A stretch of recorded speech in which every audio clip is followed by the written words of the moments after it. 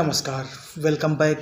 मैं हूं Brajnandan, advocate and legal consultant, founder and CEO of Braj legal associate. स्वागत है आपका एक बार और मेरे इस चैनल पे। आज आपको मैं एक ऐसी जानकारी देने वाला हूं कि हमारे समाज में जो भी बहुत ही प्रचलित है, जिसका जो आम बोलचाल की भाषा में दहेज प्रथा के नाम से जानी जाती है। आखिर दहेज प्रथा कब लागू होती है और दहेज प्रथा लागू हो जाती है तो फिर उसके क्या परिणाम हो जाते हैं। कब कोई पत्नी अपने पति के विरुद्ध दहेज प्रथा का जो वाद है उसके खिलाफ जो एफआईआर है कब लॉन्च होती है, बात इसी पे चर्चा करते हैं आगे। वीडियो बहुत ही इंपॉर्टेंट होने वाला है। अगर जो आपने अभी तक सब्सक्राइब नहीं किया तो इसको सब्सक्राइब कर ले। अगर जो फर्स्ट टाइम आया है तो इसको पूरा जरूर देखिएगा, जिससे आपको इस प्रॉब्लम का हल मिल सके। दहेज प्रथा जैसा कि नाम से ही पता चलता है कि दहेज पे मांगने या लेने के लिए उसके विरुद्ध ही लाई जाती है। कोई भी पति हो जिसने अपने पत्नी से दहेज मांगा हो या उसके किसी रिलेटिव ने दहेज मांगा हो और पत्नी से या पत्नी के घर वालों से या किसी से भी अगर जो मांगने पर है तो ये उसका प्रावधान करती है कि दहेज लेना और देना दोनों तरह से निषेध है। तो आखिर ऐसे इसके समस्या का समाधान कैसे हो। अक्सर कई बार ये प्रॉब्लम आती है, वाइफ ने अपने हस्बैंड के खिलाफ मुकदमा दर्ज कराया डॉवरी एक्ट से रिलेटेड और क्रूरल्टी और मारपीट का कुछ भी है, लेकिन सामने बाद में तथ्य ये आते हैं कि वाइफ ने या उसके रिलेटिव ने या हस्बैंड या उसके रिलेटिव ने इस तरीके से कोई घटना घटित हुई भी नहीं है। कई साल मुकदमा लड़ने के बाद ये डिस्प्यूट पैदा हो जाता है या दोनों में फिर कंप्रोमाइज़ हो जाता है, लेकिन दोनों लोगों का जो समय व्यर्थ होता है इसका कहीं कोई अभी प्रावधान नहीं आया हुआ है कि आखिर इससे बचा कैसे जाए। पत्नी अगर जो पीड़ित है, दहेज प्रथा से पीड़ित है, आखिर ये दहेज प्रथा लागू कब होगी, कब हस्बैंड के खिलाफ ही आप उसको फाइल कर सकते हैं। तो इसके लिए अगर जो घटना से जिस दिन वो दहेज प्रथा की आप वो दिखा रहे हैं कि जिस दिन वो दिखाई जाती है कि दहेज प्रथा की घटना, दहेज मांगना लेना जो भी घटना घटित हुई है वो शादी से 7 साल के अंदर होनी चाहिए। 7 साल के बाद दहेज प्रथा का मुकदमा नहीं चल सकता, वो उसकी परिधि में नहीं आता है। अच्छा, अगर जो दहेज प्रथा अब अगर जो लागू कर दी गई है, यह पत्नी ने हस्बैंड के ऊपर लगा दी है, तो अब आखिर आगे क्या करना चाहिए। पत्नी ने शिकायत किया, थाने में जाके शिकायत किया, दहेज प्रथा से संबंधित मामला है और थाने में किसी ने भी आपकी प्रार्थना पर विचार नहीं किया, तो आपका जो कंप्लेंट है, जो आपकी शिकायत हो, वो सही जगह पे सही तरीके से कहाँ पहुँचे। तो इसके लिए आप अगर जो थाने में गई हैं, थाने में आपकी प्रार्थना पत्र पर सुनवाई नहीं होती है तो फिर आप आगे उच्च अधिकारियों से सूचित कर सकती हैं।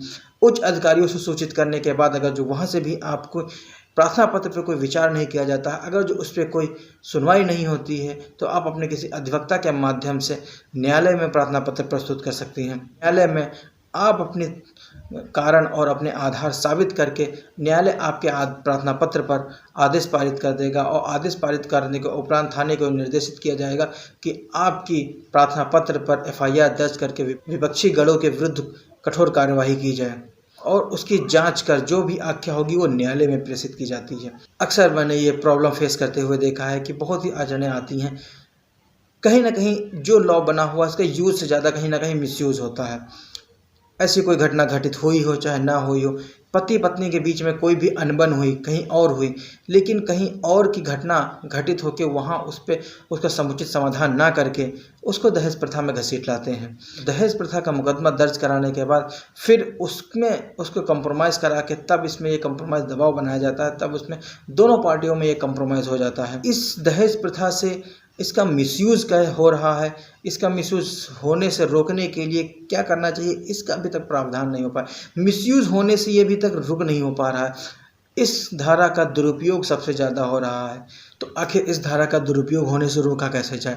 उसको तो रोक पाना संभव नहीं है, क्योंकि किसी के फैक्ट या किसी की जानकारी में कोई दूसरा हस्तक्षेप नहीं कर सकता है।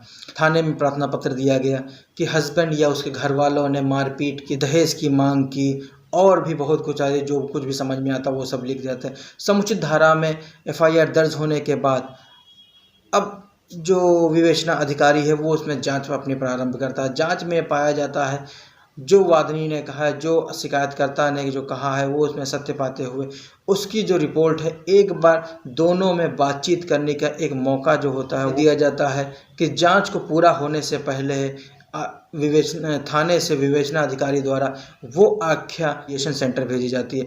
मीडिएशन सेंटर में हस्बैंड एंड वाइफ दोनों को बुलाया जाता है और अंतिम बार दोनों में ये विचार विमर्श करने के लिए मौका दिया जाता है कि आखिर अगर जो दोनों में मामला तय हो जाता है, दोनों में कंप्रोमाइज़ हो जाता है, मीडिएशन सक्सेसफुल होता है और सक्सेसफुल की इसकी रिपोर्ट फिर थाने भेज दी जाती है।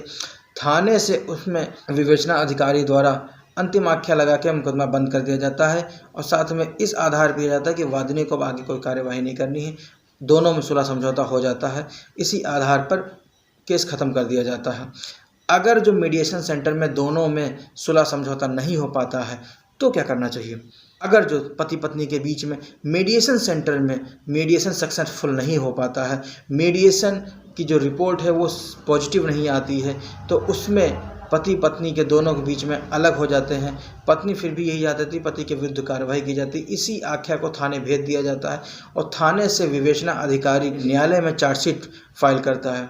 उस चार्जशीट पर न्यायालय संज्ञान लेते हुए सारे अभियुक्त गणों को समन किया जाता है। बिना समन किए हुए भी पुलिस किसी भी हस्बैंड को या उसके रिश्तेदारों को अरेस्ट नहीं कर सकती है। अगर जो बिना नोटिस दिए हुए पुलिस हस्बैंड या हस्बैंड के परिवार वालों को अरेस्ट कर ले जाती है तो ये अनुचित है। उसके लिए आप आगे लीगल प्रोसीड कर सकते हैं। अक्सर मैंने ये मामलों में देखा है कि ये जो 498A से संबंधित जो भी मामला होते हैं इसके साथ में और भी धाराएं बढ़ा दी जाती हैं। अब वो चाहे सही हो चाहे गलत हो, लेकिन ये हर शिकायतकर्ता जो भी होती है वो अपना बढ़ा चढ़ा के ही लिखती हैं।